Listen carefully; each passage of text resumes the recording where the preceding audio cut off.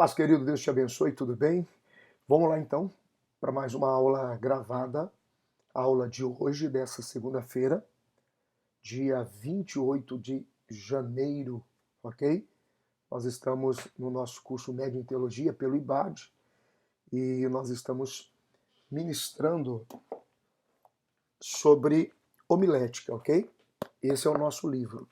E eu preciso que você, aluno do IBAD comigo aqui em Toronto, especialmente, que você pegue aí o seu livro na página de número 55.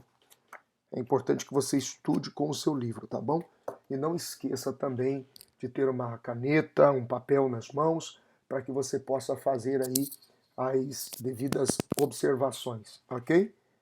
Importantíssimo. Bom, eu estou projetando aqui para vocês, mas também é importante que você tenha o seu livro nas mãos. Eu recomendo. Na aula passada nós ficamos de quando então retornarmos em classe, eu cobrar algumas leituras para a prática de leitura e desenvolvimento da fala.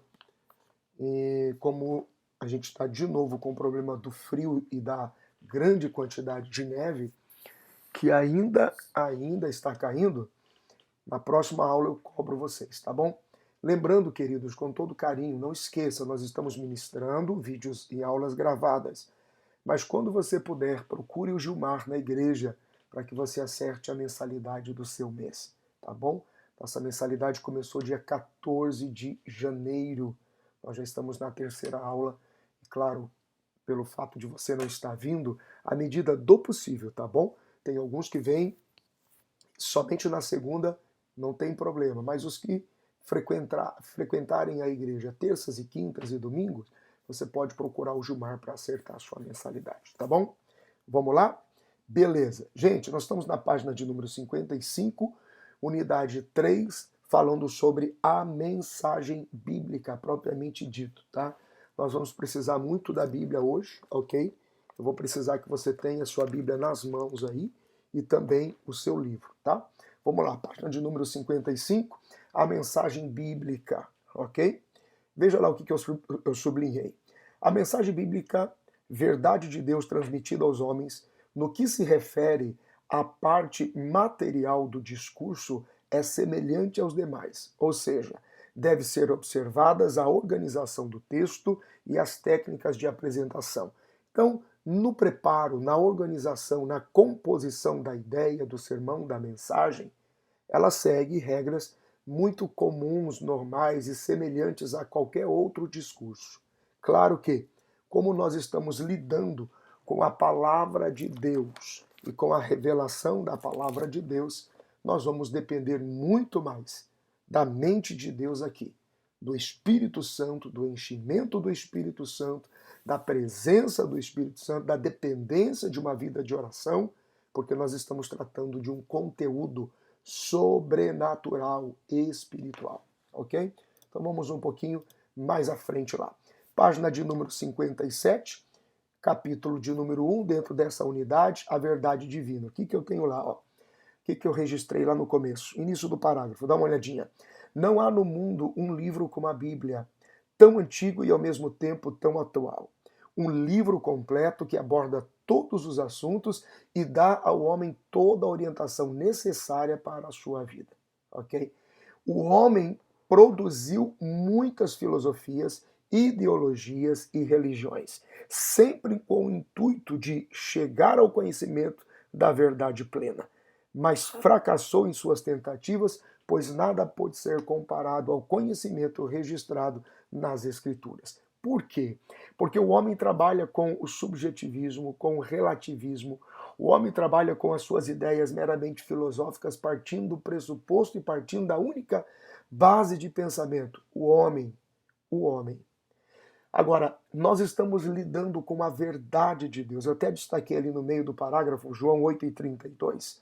Nós encontramos a verdade, conhecereis a verdade e a verdade vos libertará. Quando Jesus menciona isso em João capítulo 14, versículo 6, e ele diz, eu sou o caminho, a verdade e a vida, a gente descobre aqui que a verdade, ela é uma pessoa. a pessoa de Jesus. Então, enquanto os homens permanecerem filosofando sobre teorias, conceitos, a partir de meramente o pensamento humano, e deixarem ou simplesmente negarem o fato de estudar a pessoa, a vida e propósito e vida e ministério de Jesus, eles vão estar perdidos quanto à verdade. Porque pela palavra de Deus, a verdade é uma pessoa, a verdade é a pessoa de Jesus. Lembre-se, quando você estiver usando a Bíblia para comunicar a verdade, você precisa comunicar a pessoa de Jesus. Amém? Um pouquinho mais à frente, nós temos a página de número 58 agora, ok? Vamos lá. Quanto a essa verdade de Deus através da ministração ou da mensagem bíblica, página de número 58, primeiro, nós temos algumas coisas para considerar. A mensagem de salvação, a instrução, a correção e a doutrina. E por último, a própria Bíblia como um todo. Então vamos ver esses conceitos que o livro nos sugere e a gente vai estudando sobre eles, ok? Página de número 58, 1.1, a mensagem de salvação. Então eu sublinhei algumas coisas lá para a gente ir comentando. A palavra de Deus deve ser pregada em todo lugar e para todas as classes de pessoas, porque ela é o único meio pelo qual se toma conhecimento da verdade que liberta, da verdade que salva a pessoa de Jesus. No meio ali do parágrafo há um destaque sobre a vida do apóstolo Paulo, quanto à dedicação de Paulo na instrução que ele dá a Timóteo. Segunda carta de Paulo a Timóteo, capítulo 3, versículo 14 e 17. Eu quero que você pegue a sua Bíblia. Eu poderia até ter projetado para você aqui, mas eu vou pedir que você pegue a sua Bíblia aí, porque eu digo isso porque eu tenho outros textos que eu projetei aqui para vocês, mas esse propriamente dito, a gente vê aqui rapidinho, segunda carta que Paulo escreveu a Timóteo, ok? Vamos lá. E encontre o capítulo 3, e o versículo 14 até o 17. Então eu quero considerar algumas coisas para você aí. Pega a sua Bíblia aí, vamos junto. O versículo 14 diz assim, ó: Tu, porém, persevera naquilo que aprendeste e naquilo em que foste confirmado, conhecendo a origem do que aprendeste. Veja que ele está chamando a atenção de Timóteo aqui para que ele leve em consideração todo o seu caminho de estrutura e aprendizado. Para você entender isso aqui, você tem que fazer o caminho inverso. E a partir desse momento aqui na vida de Timóteo, qual é o caminho inverso quanto ao caminho de mentoria e instrução que ele recebeu? Então nós temos Paulo, nós temos Lloyd e nós temos a própria pessoa de Jesus. Jesus, Lloyd e Paulo foram pessoas importantíssimas na comunicação do Evangelho, na capacitação, na preparação do entendimento da revelação. A palavra de Deus precisa ser comunicada.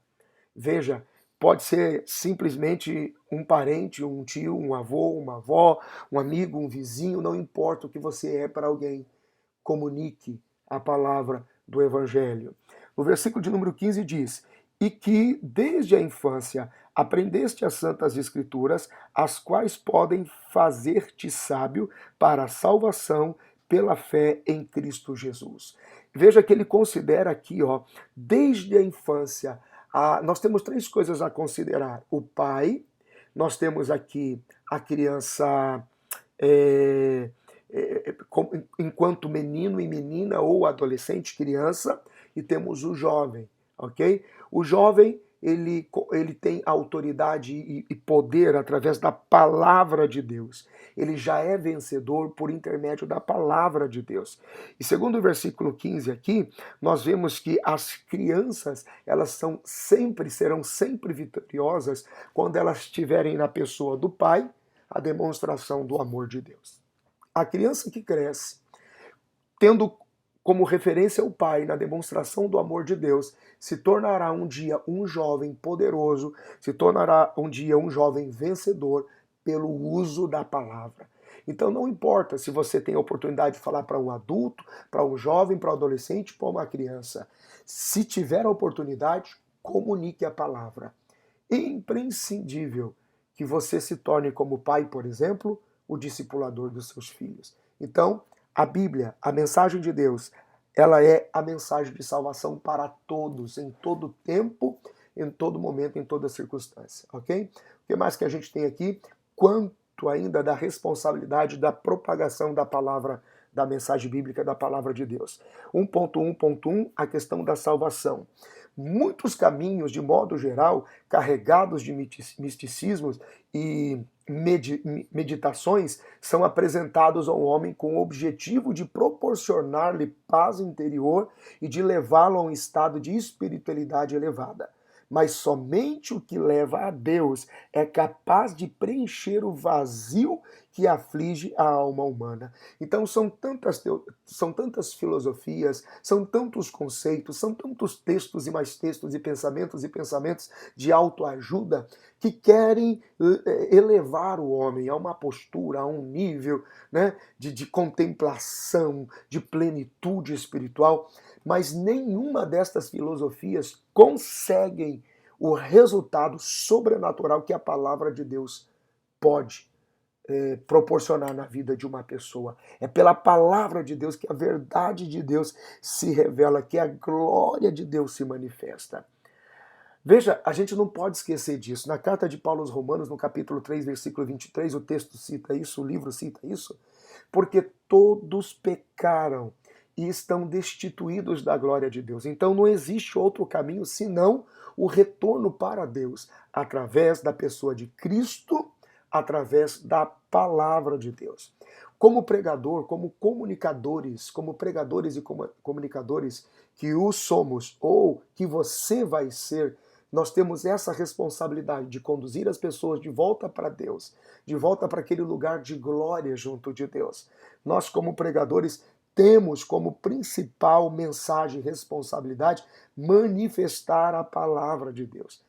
Por essa razão, é necessário o preparo correto, dedicado, é necessário o preparo adequado para que quando nós comunicarmos o Evangelho, para quando nós comunicarmos a verdade de Deus, as pessoas sejam alcançadas e transformadas, mudadas pelo poder sobrenatural da comunicação do Evangelho. Uma página para frente, nós temos a página 59, quanto à instrução. Olha lá, o apóstolo Paulo disse ao jovem Timóteo que a palavra de Deus é proveitosa para instruir em justiça, manifestar a glória e a palavra de Deus, ok? Essa manifestação de justiça, ela tem como objetivo também trazer paz e justiça para os habitantes da terra. O que é mais que eu destaquei ali? Ó. Verdadeiramente, ela é um guia para a vida presente e eterna do homem. Por isso é fundamental que o pregador tenha grande conhecimento da Bíblia, pois caso contrário não haverá nenhuma instrução e, consequentemente, esse objetivo ele não será atingido. Um pouquinho lá embaixo, o conhecimento da palavra de Deus pela vida do pregador vai produzir um caminho de justiça e de paz. Lembre-se disso, sempre que você estiver comunicando a mensagem bíblica, a verdade divina de Deus, você estará conduzindo pessoas para um caminho de justiça e de paz. Tenha sempre em mente isso, ok? Página 59, 1.1, ponto 3, correção. Vamos lá. A Bíblia tem provado ser um livro diferenciado por ser escrita por homens e, mesmo assim, não encobre os erros deles. Pelo contrário, os expõe. Faz isto para que os erros registrados sirvam de lição, para que aqueles que lerem a Bíblia não incorrerem nos mesmos erros. Então a Bíblia, ela tem respaldo. A Bíblia, ela tem base, ela tem fundamento, ela tem a moral, entendeu? Ela tem a estrutura para nos exortar, para nos corrigir, porque ela não escondeu a fragilidade e a fraqueza de dezenas e centenas de homens ao longo de toda a história bíblica. Aquele que tem temor a Deus aceita a correção e passa a ser uma pessoa melhor, com uma melhor qualidade de vida, tanto no ponto de vista material quanto espiritual, porque começa a agir de acordo com os princípios bíblicos. Não há outra forma. Uma pessoa que tem um encontro com Deus, um encontro com Jesus, um encontro com a sua palavra, não tem como ela fugir dessa verdade, dessa realidade, dessa possibilidade. Qual possibilidade? De ter uma vida potencialmente, poderosamente transformada. Os princípios de Deus agora são presentes e regem a vida dessa pessoa. Agora, os seus valores são valores diferentes, são valores para casa, para o casamento, para finanças, para a vida como um todo, regidos pelos princípios de Deus. Não existe mais um governo segundo o que você acha ou pensa. Não, eu tenho um padrão para casamento, eu tenho um padrão para fidelidade, eu tenho um padrão para responsabilidade, eu tenho um padrão para dinheiro, para finanças. Isso simplesmente termina, isso simplesmente acaba unicamente pelo fato de que agora você é regido pelos princípios de Deus, ok? Então a Bíblia, como instrução, voltando um pouquinho lá atrás, ó, a mensagem da salvação produzindo salvação, a mensagem de salvação produzindo instrução, a mensagem de salvação produzindo correção, a mensagem de salvação estabelecendo doutrina. Olha lá na página 59, lá embaixo, 1.1.4. A história religiosa tem demonstrado que a falta de um ensinamento verdadeiro conduz as pessoas a acreditarem em heresias. E isso é muito perigoso, porque desvia a pessoa da verdade. Página de número 60, o final do parágrafo lá em cima. A palavra como doutrina de Deus nos ensina a viver para Ele e a ser o que Ele quer que sejamos. E o principal, torna-nos conhecedores de que há algo maior nos esperando na eternidade.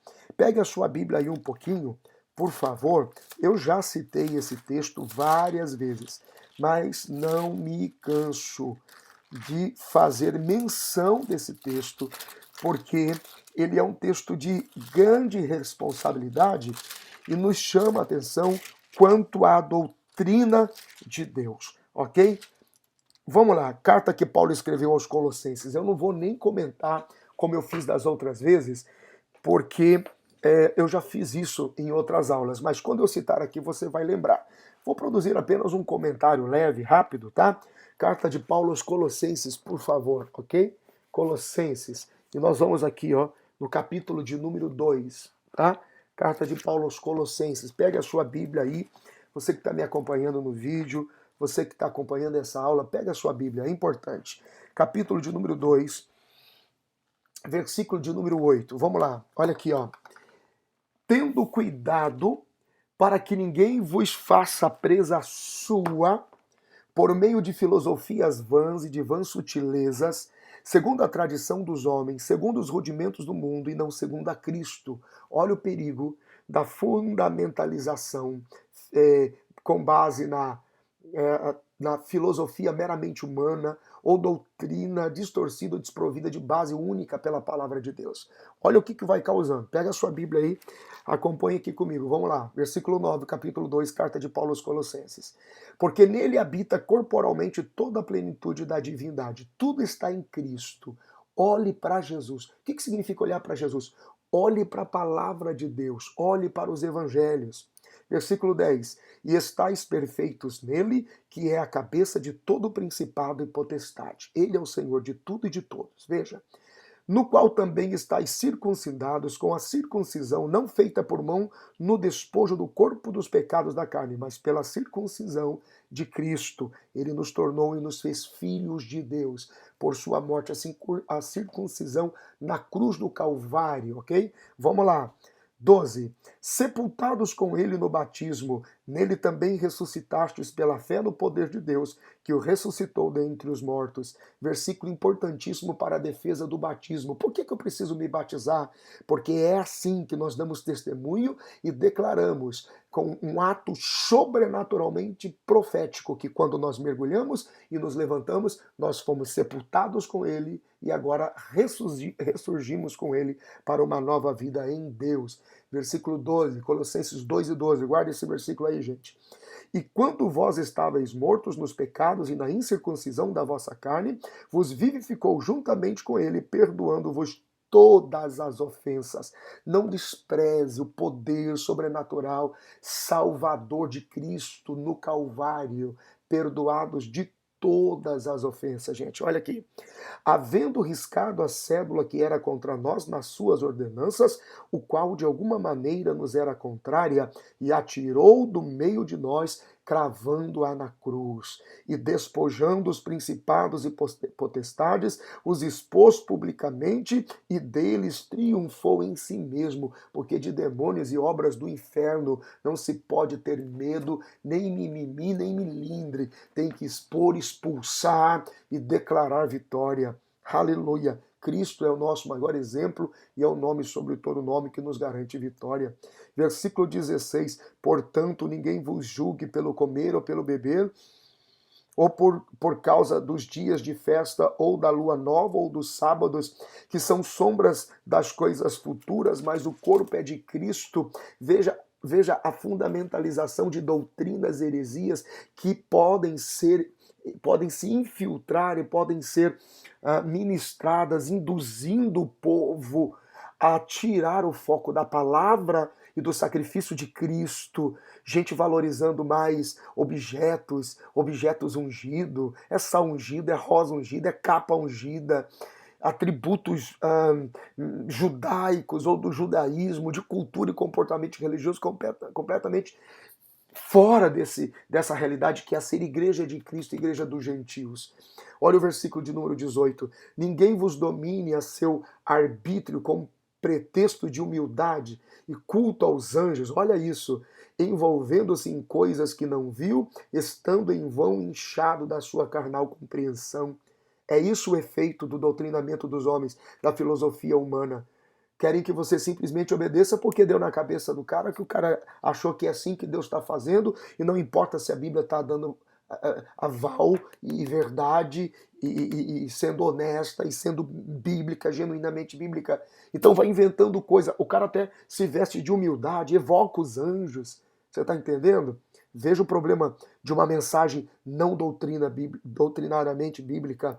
Versículo 19: não ligado à cabeça, do qual todo o corpo, provido e organizado pelas juntas e ligaduras, vai crescendo em aumento de Deus. Versículo 19: quando você está conectado em Cristo, que Ele é a cabeça e que a base é o verbo, a palavra, automaticamente haverá uma organização onde todas as juntas ligadas crescerão normalmente em Deus. Haverá uma expansão normal, natural em Deus quando estamos abalizados pela genuína palavra de Deus. Caso contrário, isso não vai acontecer. Se, pois, estáis mortos com Cristo quanto aos rudimentos do mundo, por que vos carregam ainda de ordenanças como se vivesseis no mundo, tais como: não toques, não proves, não manuseis, as quais coisas todos perecem pelo uso segundo o preceito, porque são doutrinas de homens. Gente, é a mesma coisa. São ordenanças. No mundo você tem que dizer, no mundo existem placas assim, ó, não toque, vai levar um choque, não entre, entrada proibida, não mexa, você não tem autorização. Percebe? Querem fazer do doutrinamento bíblico doutrinamento com risco de heresia, a criação de ordenanças que nada tem fundamento em Deus. Há 25 razões como perdoar uma pessoa. Se você nasceu em Cristo, você não precisa de 25 razões. Você perdoa as pessoas. 4 maneiras de como amar os diferentes. Se você nasceu em Deus, você não precisa de regras, você não precisa de ordenança, você simplesmente ama as pessoas, você perdoa as pessoas, você é fiel à sua família, você é fiel à sua esposa, você é fiel. Você não precisa 4 maneiras de como, 1.200 maneiras de como falar a verdade. Se você nasceu em Cristo, você fala a verdade. É regido por princípios de Deus, é uma nova vida. Versículo 23. As quais têm, na verdade, alguma aparência de sabedoria em devoção voluntária, humildade e em disciplina do corpo, mas não são de valor algum, senão para a satisfação da carne e daqueles que inventaram a ordenança. Veja, isso é muito importante, querido. Levar em consideração quando nós estamos ministrando a palavra de Deus. É realmente o que Deus disse? Porque Deus só tem compromisso com a sua palavra, meu povo. A Bíblia, ela é a palavra de Deus, ela contém a palavra de Deus e contém o discurso de homens que falaram em nome de Deus. O ímpio falou, O incrédulo Tomé falou, o desesperado Pedro falou, o mais que desesperado é, Pedro é o exemplo mais fundamental aqui, falou. Existem momentos, existem indivíduos na Bíblia que mencionaram coisas em nome de Deus. Aquilo que eles mencionaram em nome de Deus, gente, não é a palavra de Deus. Deus não tem compromisso com o que diz Tomé. Deus tem compromisso com o que disse Jesus, com o que disse a sua palavra, a palavra de Deus. É por isso que quando eu e você estamos pregando e a gente se emociona demais dizendo, olha que Deus está me dizendo aqui, você tem uma interpretação sobre alguma coisa de Deus e você fala em nome de Deus. Se não for a palavra de Deus, não há compromisso. Esse é o risco. Jeremias foi chamado a atenção por isso. Quem sonhar alguma coisa, conte o seu sonho segundo o seu sonho. Agora, não use o seu sonho para dizer que é minha palavra, porque aquele que falar a minha palavra, fale segundo a minha palavra. Percebe? A Bíblia é a palavra de Deus, contém a palavra de Deus e o que Deus falou, ou aqueles que mencionaram o nome de Deus. Essa é a expressão correta. Os que falaram em nome de Deus. Então, aqueles que falarem em nome de Deus, na incredulidade, no desespero, no desprezo, não é a palavra de Deus. Por isso Deus só tem compromisso com a palavra de Deus. É o que a doutrina aqui de Paulo aos Colossenses está se sustentando e nos alertando. Homens que criaram ordenanças em nome de Deus, mas não é a palavra de Deus. Então o estudo sistemático da Bíblia, com cautela, é que vai te fazer entender a diferença disso. Você está entendendo? A palavra de Deus, quando ela é manifestada na forma de doutrina de Deus, ela vai nos ensinar a viver para Deus. Nós vamos viver para Ele. Tudo será dele, por Ele e para Ele. Nós vamos ser exatamente o que Deus espera e deseja que nós sejamos.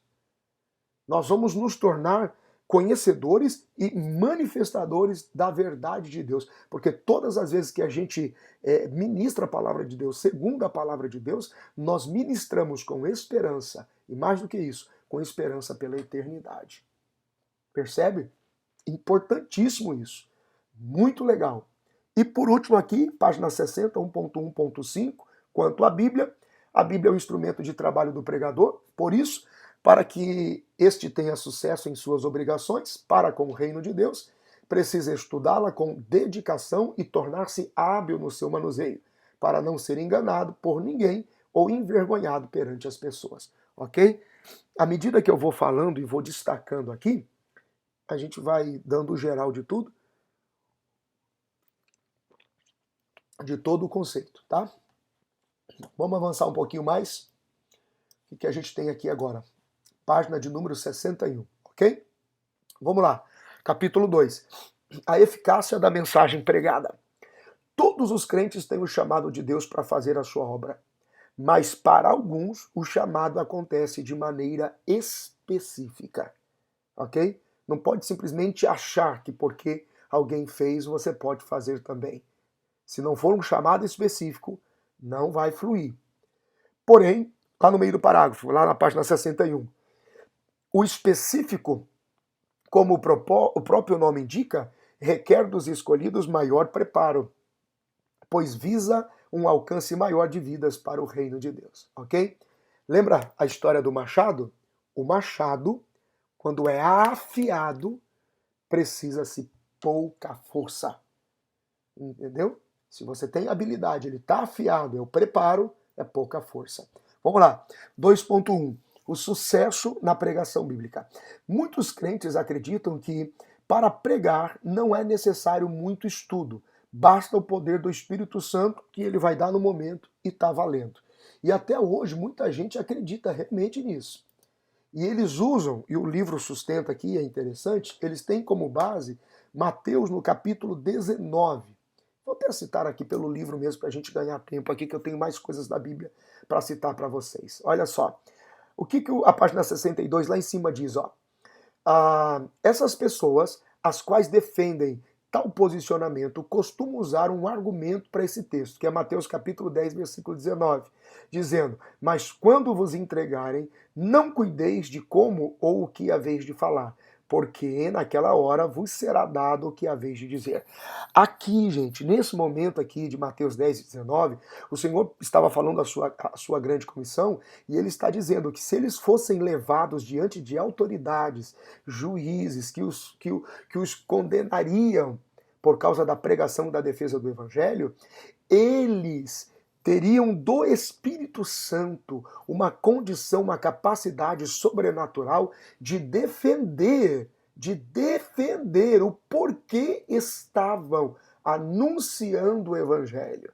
Agora, quando você vai falar de Jesus para uma plateia, multidão, para um pequeno grupo, para uma pessoa, você tem que conhecer o Evangelho. Você tem que conhecer a Bíblia. Você tem que conhecer a palavra de Deus. É por isso que muita gente não consegue evangelizar. Não consegue ganhar almas, não consegue influenciar pessoas pela palavra de Deus, porque não tem nada dentro da palavra. Trabalha o dia todo do lado de uma pessoa e fica esperando o Espírito Santo lhe revelar todos os textos bíblicos que a pessoa precisa saber ou coisa semelhante. Mas é à medida que você conversa, que o diálogo começa e que você começa a citar textos da Bíblia, e a pessoa diz: o que significa isso? Alguns até iniciam, alguns curiosos olham para o crente e dizem assim: olha, não está escrito na Bíblia que aqui se faz, aqui se paga?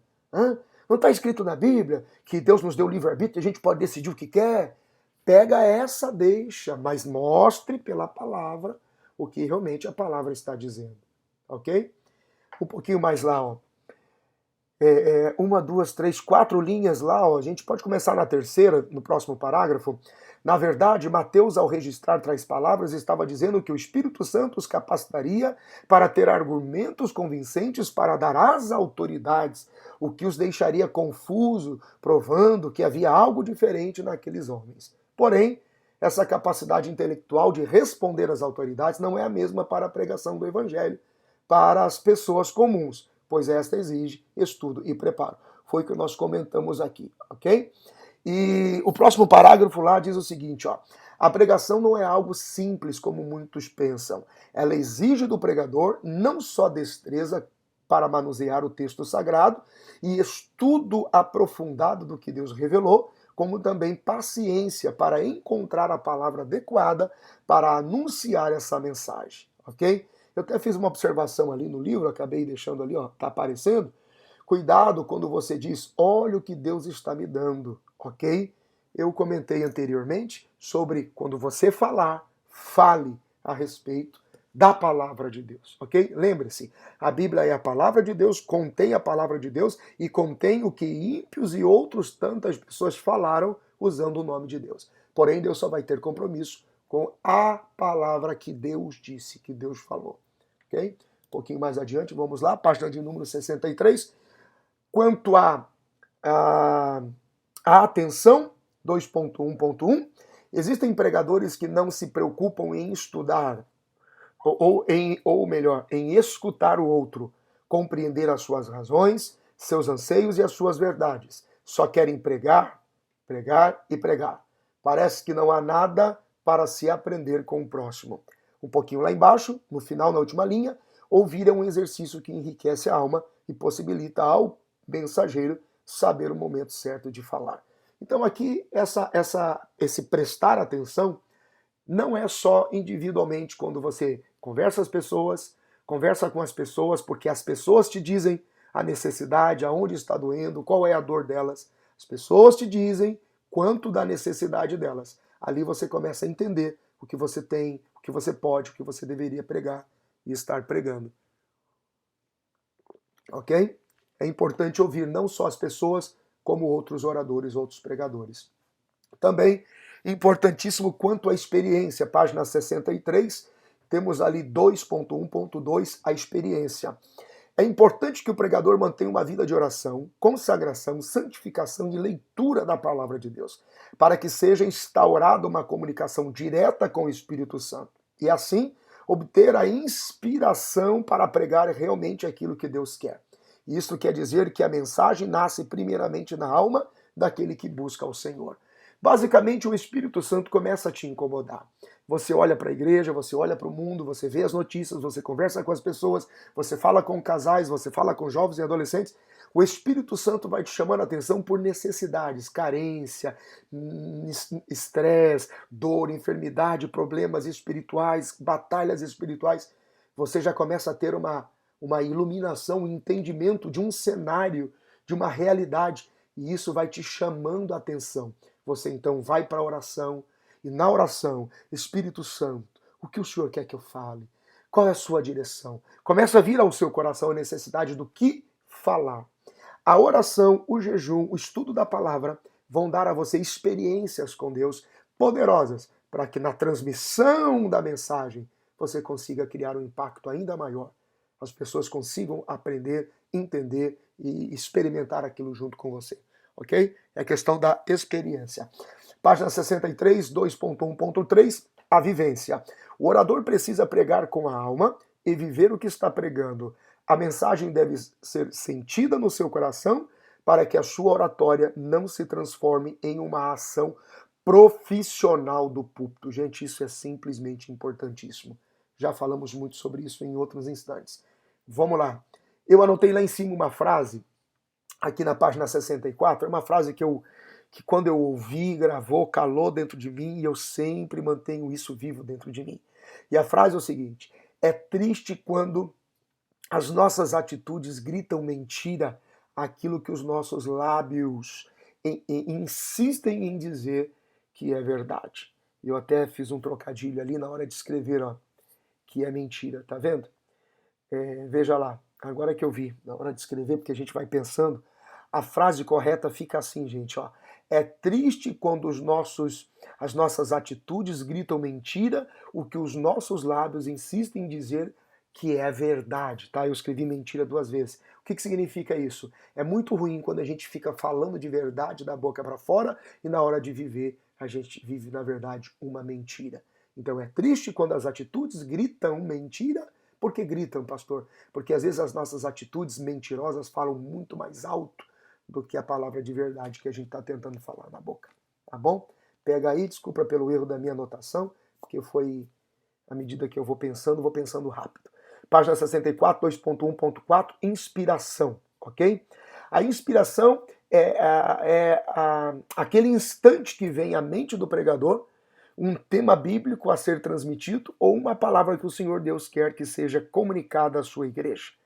Você alimenta isso, você processa isso através da vida de oração. Eu coloquei ali, ó, lendo, ouvindo e assistindo. Falei sobre isso porque você pode ter uma direção de Deus para falar sobre paz, avivamento, poder, cura, para falar sobre batismo com o Espírito Santo, casamento, família, jovens.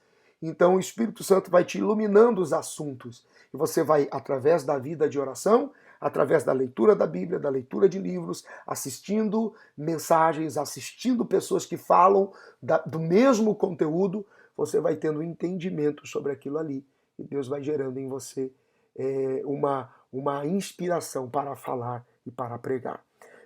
Ainda na página 64, 2.1.5, quanto à unção, que também é traduzida por habilidade. Eu estava lendo aqui todo o conteúdo e eu tenho alguns pontos de vista um pouco diferentes, porque na prática eu sei que não funciona assim. A unção, gente, não é só aquele arrepio, aquele barulho, terra. Gente, não, isso é estereotipo, isso é performance. Unção é presença de Deus? Mas a unção é a presença de Deus que produz em você habilidade. Quando eu falo isso, tem gente que não gosta. Quando você ouve alguém cantando, você prefere ouvir alguém que canta desafinado ou alguém que canta bem? Você percebeu que todas as vezes que uma pessoa canta bem, ministra com graça e com grande unção, isso está diretamente conectado à habilidade? Você prefere ouvir alguém que pregue bem, com presteza, com habilidade, com capacidade, com conhecimento, ou alguém que fica gaguejando, inventando história, ou a famosa enchendo linguiça? Não é? Unção é habilidade. O pregador precisa de inspiração, o pregador precisa de habilidade. Certo? O que eu destaquei do livro ali, ó? Não deve haver a preocupação em pregar aquilo que as pessoas querem ouvir, mas o que Deus quer que elas ouçam. Presta atenção, gente. Muitas vezes As pessoas querem pregar e cantar o que elas particularmente gostam. Não significa que o auditório que está te ouvindo é o que ele vai gostar, gente. Só que você também não pode fazer do que eu estou falando, o que Deus quer, o que você precisa ouvir, e não o que você quer ouvir. Veja que isso é a verdade. Às vezes, o pregador está pregando o que o pregador queria ouvir. Também não é assim. Nós precisamos pregar o que realmente o povo precisa ouvir, o que o povo tem de necessidade para ouvir. Isso é muito importante, entendeu? Estar atento a esse tempo. E isso, a oração, o jejum, te faz expandir nessa habilidade. Você não pode ler um texto bíblico e dizer, ai que legal, eu gosto disso aqui, eu vou pregar isso aqui. Às vezes não é a necessidade das pessoas naquele auditório. Por isso, ouvir, prestar atenção, estar atento. Lembre-se, a igreja de Jesus é uma globalmente no mundo todo. Você precisa ouvir o que a voz de Deus está falando no mundo todo.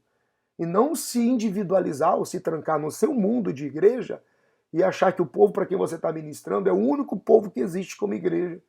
Mas o mundo todo está ouvindo uma palavra. Ouça o que o mundo está recebendo como palavra de Deus e entre nessa expansão do reino e nessa linguagem que o mundo está recebendo.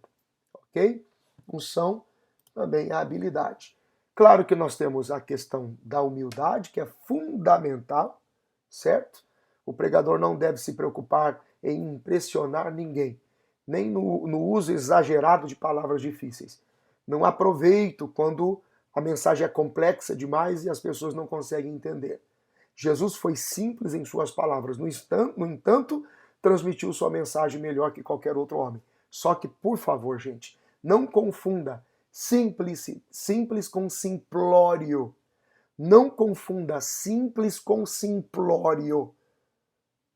É completamente diferente. Você pode falar de uma forma fácil, de uma forma simples, trazendo uma profundidade, do que falar simplório demais e simplesmente criar um desrespeito com aquele conteúdo que você leu na Bíblia.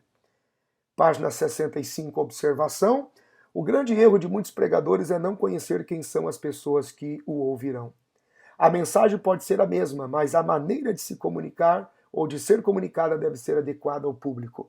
O mensageiro deve ter o cuidado de observar tudo à sua volta e as circunstâncias que envolvem, e lembrar que a pregação em uma igreja de capital deve ser diferente de uma igreja do interior, pois as realidades são diferentes. Percebe? Por isso que há uma relatividade no conceito, no quesito humildade. Porque humildade não é ser simplório e nem pregar com roupa velha, gente. Você pode ser humilde, falando bem, com uma boa retórica, falando com simplicidade, mas ao mesmo tempo com profundidade. Você está entendendo? Agora, o quesito aqui de performance é entender que quando você fala para um público mais culto, não vem ser simplório, que você vai soar como alguém que está subestimando a inteligência daquele povo. Não vem como simplório. Olha a diferença do discurso de Jesus para os pobres e a multidão, e olha a linguagem de Jesus para os discípulos. Olha a diferença com que Paulo pregou no Areópago. Olha o discurso dele. Simplicidade é diferente de ser simplório. Você tem que respeitar o seu auditório. Você vai sempre pastorear a igreja que o seu poder de discurso tem. Se o seu poder de discurso for simplório, o seu povo vai ser simplório. Então não espere construir uma catedral com quem, por exemplo, não ganha o suficiente. Tem gente que precisa entender isso. Você vai pastorear. E todos os níveis e classes de pessoas merecem e têm o direito. O milionário, o empresário, o cara de cima, merece ouvir o evangelho. E normalmente esse pessoal é estudado. É um pessoal de nível intelectual elevado. Vai falar simplório para eles, eles não vão parar para te ouvir. Você está entendendo? Então você tem que ter o nível, transitar em nível, em todos os níveis. Não, eu prefiro um evangelho mais simples para alcançar as pessoas menos favorecidas. Essas pessoas serão os membros da sua igreja. Não é errado, de jeito nenhum. Claro que não é errado. Mas você precisa entender que essas pessoas que são desprovidas de intelectualidade, de uma formação intelectual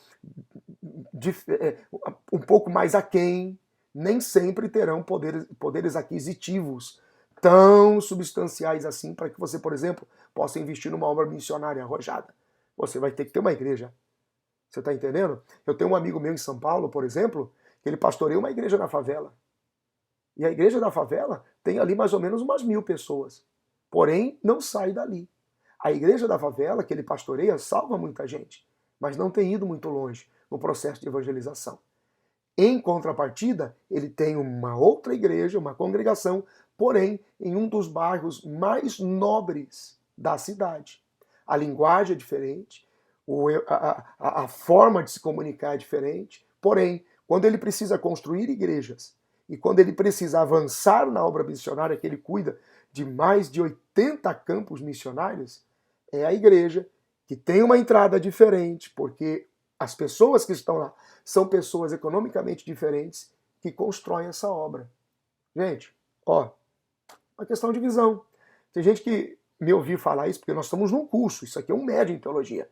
Tem pessoas que sim me ouvem falar isso, falam, que é isso, pastor? O senhor está fazendo discriminação? Não existe discriminação.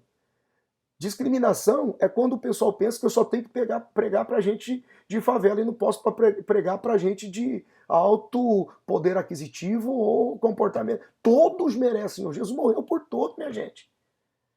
E não vamos nem discutir a ideia do rico entrar no céu, que isso aí é uma história que dá pano para manga e não tem nada a ver com isso. É apenas estar atento. O seu discurso, aquilo que você fala, você não vai além daquilo que você fala. Você está entendendo? Tem pessoas que não gostam disso.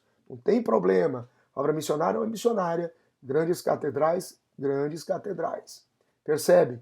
Geralmente, grandes catedrais, homens, pastores, apóstolos de grande influência, são pastores de líderes e pastores que pastoreiam multidões de pessoas.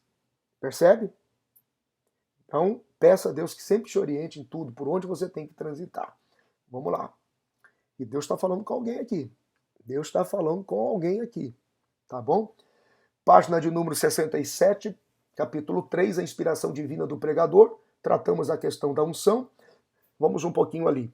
O alcance dos objetivos está condicionado à inspiração de Deus. Eu estou no meio do parágrafo da página 67, lá no começo. O pregador inspirado por Deus tem consciência de que o seu instrumento de trabalho, a Bíblia, é a infalível palavra de Deus. Sabe que não está lidando com um livro qualquer e reconhece a sua total dependência para fazer a obra do Senhor. Por isso, trataremos da importância da unção e da dependência de Deus na vida do pregador a partir de agora, tá? Veja lá, ó. O alcance dos objetivos está condicionado à inspiração de Deus. Então você volta lá atrás, se você voltar nos pontos que a gente considerou, o resultado está condicionado à atenção, à experiência, à vivência, à inspiração, à unção, à humildade, à observação. Então todo o sucesso está vinculado aí. Ok? Vamos lá. A importância da unção de Deus sobre o pregador. 2 linhas. É preciso que o pregador tenha consciência da necessidade de se buscar a virtude de Deus sobre a sua vida e saiba que as técnicas são secundárias. O principal é a unção de Deus, que deve não somente ser buscada, mas também cultivada no seu dia a dia. Nós falamos muito sobre isso lá no princípio de tudo. Existe uma crítica que ele faz aqui, só que para mim também é relativa. Olha aí, página de número 69. Ele diz assim, ó, olha a estrutura de um orador, ele chama até de estereotipo de um pregador profissional. Gente, eu achei isso aqui radical. A questão, o comentarista desse livro aqui, Flávio dos Santos. Isso aqui é relativo, cara. Só porque você se organizou, o que pode sim chamar a atenção aqui é que se você fizer tudo isso, ainda assim faltar na sua vida a unção, a vida de oração, aí tudo bem. Agora, pegar aí uma estrutura de organização de sermão e simplesmente dizer que o cara é um estereotipo de um pregador meramente profissional, eu tô falando disso aqui, tá? Ó, isso aqui. Tá, aí, tá aparecendo aí para vocês, ok? Quer dizer, isso é relativo. Eu não concordei com isso aí, achei até meio ofensivo. Por quê? Avalie comigo, peraí. Claro que existem os profissionais de púlpito, existem os profissionais de púlpito que não têm escrúpulos. Agora veja aqui, isso, olha só, o sermão precisa ter um tema? Precisa. Ele usa o perfeito ali como se fosse algo pejorativo. Se for um tema bom, é um tema perfeito, gente. O que tem de errado? Texto-chave bem selecionado. Claro, significa que você encontrou. Isso também é respeitar o seu público. Aí ele diz ali, ó, sermão lógico sequencial, com título, texto, tema, introdução, conteúdo e conclusão. Cara, isso é estrutura da formação de um sermão. Tem nada a ver isso aqui. Desenvolvimento dos pontos articulados, ponto 1, 2, ponto 2, ponto 3. Aí ele coloca ali, por exemplo, ele faz aquele tipo, um raiozinho ali, ele diz emoção no tempo certo. Ali o magnetismo do pregador. Aqueles 2 pontos finais é que aí eu começo a concordar, que é a indução, a manipulação. Eu conheci gente que até treinou para chorar. Conheci pessoas que até memorizou língua estranha. Certo? Tudo bem. Agora, no geral, tirando esses 2 balões ali de baixo, mas o tema, o texto, o sermão, a estrutura e os pontos articulados, isso é fundamental. Você está entendendo? Então, qual que é o problema aqui? É você ter tudo isso, mas achar que é o suficiente para pregar. Aí sim, você depende da oração, do jejum, da unção, da habilidade sobrenatural de Deus. Ok? E é aqui que eu separei um créditozinho para vocês. Eu fiz uma observação e escrevi a caneta Atos 2:14. Vocês estão vendo lá, ó? Pedro cheio do Espírito Santo. Pega a Bíblia aí. Pega a Bíblia aí para vocês verem uma coisa. Atos capítulo de número 2, né? Pega aí a Bíblia, por favor. Abre a Bíblia aí comigo. Atos dos Apóstolos, capítulo de número 2, versículo 14. Olha aí, eu quero te dar um extra. Pega esse extra aí, gente, tá? Esse aqui é aquele extra que vale $1000. Vai lá. Atos dos Apóstolos, capítulo 2, versículo 14. A gente está no momento em que Pedro está cheio do Espírito Santo, diferente do capítulo 1. Pedro agora está cheio do Espírito Santo, a mente e o coração dele está cheio do Espírito Santo. Ele deixou de ser político, ele deixou de ser profissional e agora ele está falando cheio do Espírito Santo. Ok? O livro sugere de 14 a 21, o 37 e o 38. Isso dá muito trabalho para eu fazer aqui nessa aula. Só para você ter uma ideia, eu vou comentar só o 14, tá? Vamos lá. Mas Pedro pôs-se de pé, juntamente com os 11, levantou a voz e disse-lhes: varões judeus e todos os habitantes de Jerusalém, ouvi e atentai às minhas palavras. Percebe? O enchimento do Espírito Santo, vai capacitar as nossas palavras, vai manifestar as nossas palavras, ok? Porque não adianta você falar sem que as tuas palavras saiam de um coração, de uma vida repleta do Espírito Santo. Você pode ter a revelação mais impressionante dos últimos tempos, a mega revelação de Deus. Se você não transformar isso em palavra, não são os seus gestos, não é que vão pregar por você, que vão anunciar para você. Consegue entender isso? Veja que coisa interessante. Pega a Bíblia aí. Vai comigo aqui no Evangelho de Jesus Cristo, conforme escreveu Lucas. Lucas, vai lá comigo. Lucas, capítulo de número 1. Vai lá, vai lá. Lucas, capítulo de número 1, versículo de número... Vamos ver aqui. 41, pode ser? Acho que a gente vai fazer do 41. Pega aí, Lucas, capítulo de número 1. Deixa eu ver se o 41 é o ideal para nós. Eu projetei aqui para vocês, ó, quero que vocês acompanhem comigo. Primeiro vê Atos dos Apóstolos ali, ó. Primeiro vê aqui, ó. Eu coloquei aqui isso, fica melhor. Vou projetar a Bíblia aqui para vocês, ó. Acho que professor, gente boa, hein? Olha lá, ó, Atos capítulo 2, versículo 14.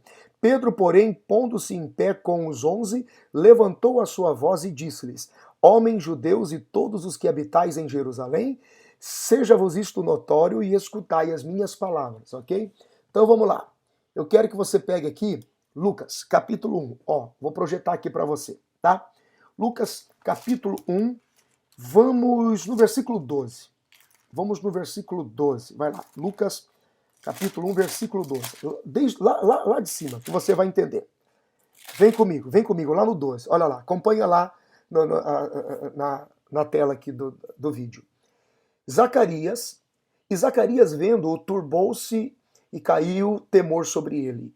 Mas o anjo lhe disse: Zacarias, não temas, porque a tua oração foi ouvida, e Isabel, tua mulher, te dará à luz um filho, e chamarás o seu nome João. E terás prazer e alegria, e muitos se alegrarão no seu nascimento. Olha, veja que Zacarias, o sacerdote, ele está recebendo uma revelação, ok? Presta atenção.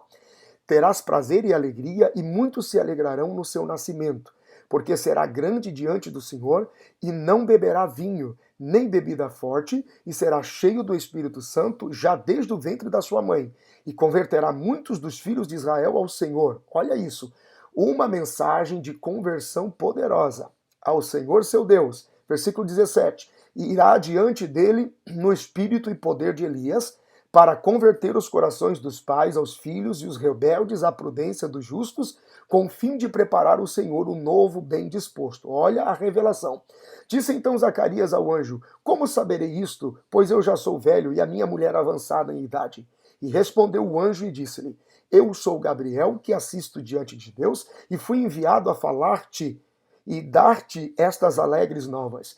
E eis que ficarás mudo e não poderás falar até o dia em que estas coisas aconteçam, porquanto não crestes nas minhas palavras, que a seu tempo se hão de cumprir. E o povo estava esperando a Zacarias do lado de fora, e maravilhavam-se de que tanto se demorasse no templo. E saindo ele, não pôde lhes falar nada. E entenderam que tinha visto uma visão, só isso, porque ele falava com gestos, com acenos, e então ficou mudo. Percebe? Toda pessoa, por mais que seja a sua revelação, por maior que seja a sua contemplação e iluminação, se você não acreditar nisso, e se o Espírito Santo não projetar as palavras na sua boca, é a mesma coisa que falar por mímica, por gestos, por acenos. O povo não vai entender. Vai saber que você teve uma visão, que você teve muito tempo em oração, mas você precisa saber transformar isso em palavras. Você precisa saber transformar isso em palavras. Agora veja o que acontece nos versículos seguintes. Agora vai lá no capítulo 1, versículos 39, 40 e 41. Estou projetando aí para vocês, ó. E naqueles dias, levantando-se Maria, foi apressar das montanhas a uma cidade de Judá. Claro que nos versículos anteriores está a visitação do anjo a Maria e o enchimento de Maria. O enchimento de Maria do Espírito Santo. Olha lá. E entrou na casa de Zacarias e saudou a Isabel. E aconteceu que, ao ouvir Isabel a saudação de Maria, a criança saltou no ventre. E Isabel foi cheia do Espírito Santo. O que está acontecendo aqui, gente? O que a gente está encontrando aqui? Não importa o quanto você está tendo como revelação. Você, como pregador, precisa aprender a transformar isso em palavras. É por isso que tem muita gente que às vezes recebe muito de Deus, mas para as pessoas não significa nada. Porque se você não souber transformar isso em palavras, veja o que Pedro disse. Ouvi as minhas palavras. No entanto, Zacarias ficou temeroso, duvidou, ficou mudo. Tem muita gente, tem muito pregador e tem muitos líderes, muitos pastores que não conseguem ver o seu ministério fluir e acontecer. Estão como quem fala por acenos e gestos, por mímica, como mudos. Porque não importa o tamanho da revelação. Se você não conseguir colocar isso em palavras, como é que eu coloco isso com palavras, com atitude de quem realmente pode pregar aquela palavra? Seja cheio do Espírito Santo.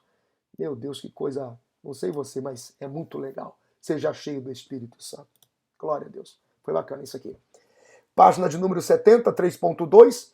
Também fundamental a dependência de Deus. É imprescindível a dependência de Deus, ok? Tem mais um quadro que eles colocaram ali, ó, na página 71, que eu apenas comento como evitar, né? Evitar o excesso de autoconfiança, porque você precisa ser dependente de Deus, da palavra, da oração, do Espírito Santo. Então, esqueça que esse negócio de eu sou muito bom, minha mensagem é melhor, as pessoas só querem me ouvir, só querem me ver, eu atraio multidões, eu tenho domínio de tudo. Um dia, a casa cai e o dono da glória vem reivindicar a sua glória. Vamos lá? Página de número 73, o resultado da pregação, ok? As primeiras linhas ali, ó. Os ateus, os agnósticos, os céticos tentam de todas as formas diluir a verdade do Evangelho, afirmando que a Bíblia não passa de mitologia e tradições místicas que vão passando de geração em geração. Por isso a necessidade, gente, da demonstração de poder. Olha lá o 4.1. A mensagem como poder de Deus em ação. A pregação do Evangelho sempre foi acompanhada de milagres, com clara demonstração de autoridade da palavra de Deus, com demonstração de poder. Eu vou fazer um comentário geral pela palavra de Deus, deixa eu só citar os pontos aqui. Página de número 75 agora. Primeiro, a mensagem precisa da demonstração de poder. 4.1.2. A mensagem verdadeira sempre terá como foco a transformação das pessoas. A mensagem transforma porque ela aponta para o interior do homem e desnuda todo o seu interior, revelando de fato quem a pessoa é, expondo os seus pecados e os seus erros, ao mesmo tempo em que cura as feridas e proporciona a ela uma transformação radical, fazendo com que mude o rumo da sua vida. Lembre-se, quando você estiver pregando manifestação de poder e você está falando sobre uma verdade que pode transformar a vida das pessoas. Lá embaixo eu sublinhei assim, ó, o pregador da palavra de Deus deve estar atento, pois se ao comunicar a mensagem ela não estiver produzindo transformação, mas somente emocionando os ouvintes, algo está errado, porque a mensagem deve transformar a vida das pessoas. Temos que ter isso em mente, inclusive, quando a mensagem está sendo preparada.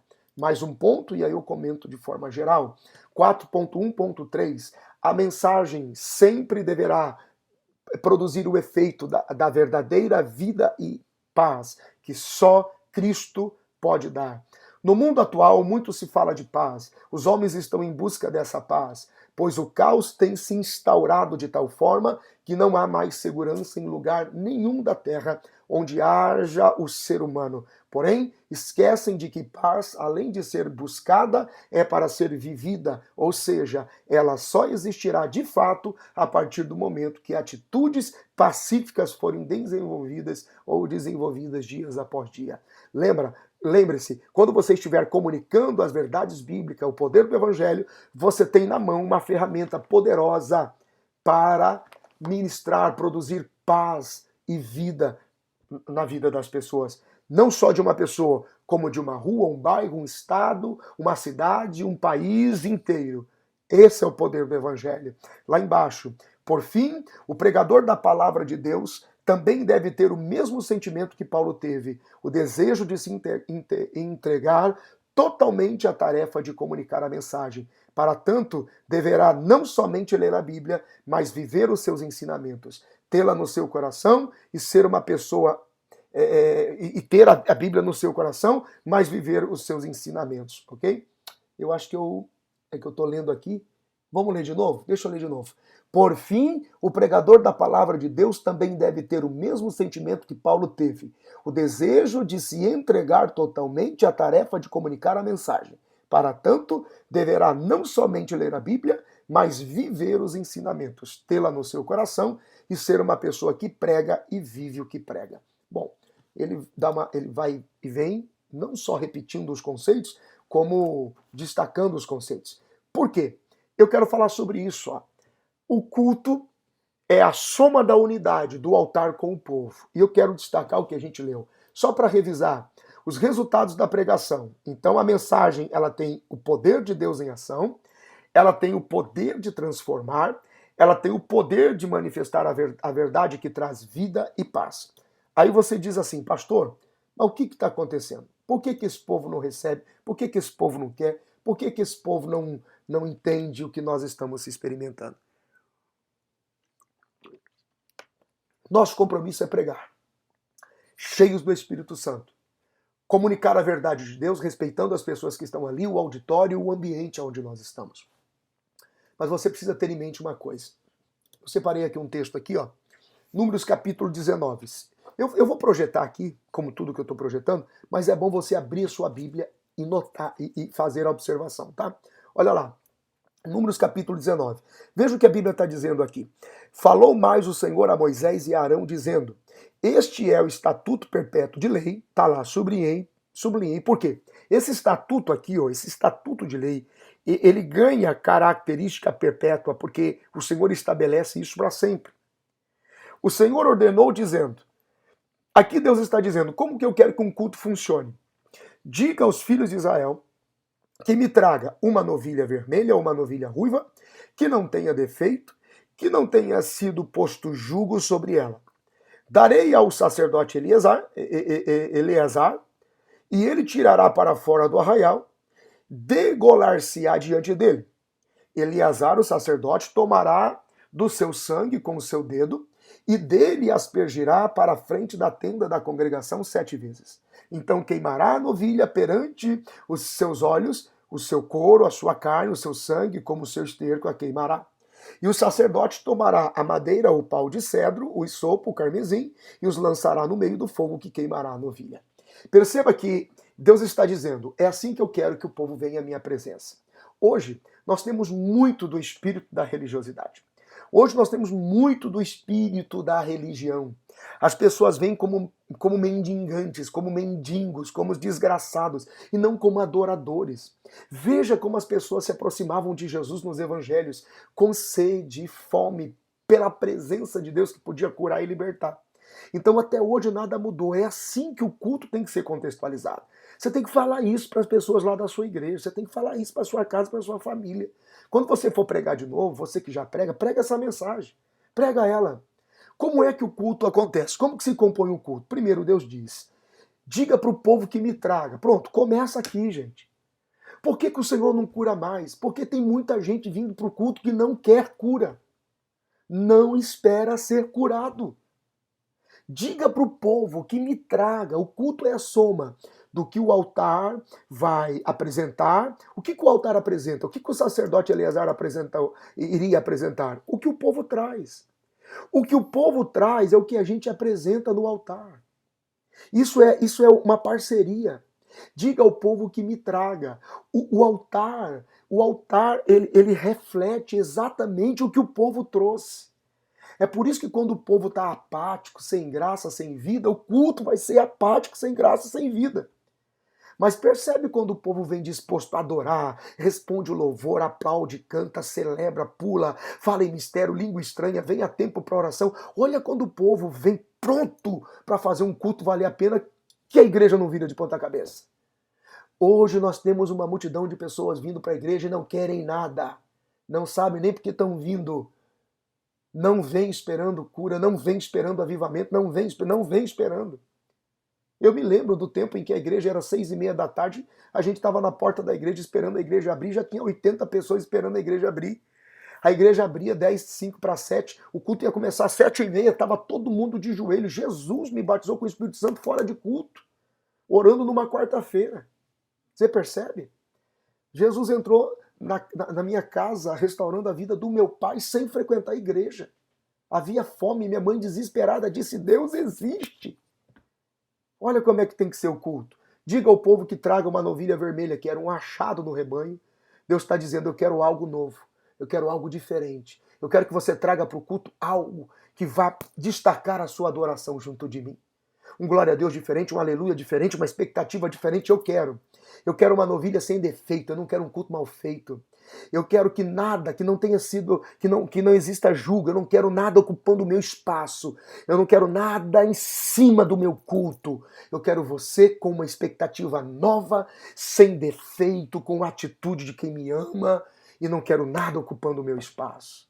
Ué, quando o povo traz, e no altar tem um sacerdote preparado, Eleazar, o sacerdote pega aquela novilha, holocausto, oferece tudo, porque tudo é para o Senhor.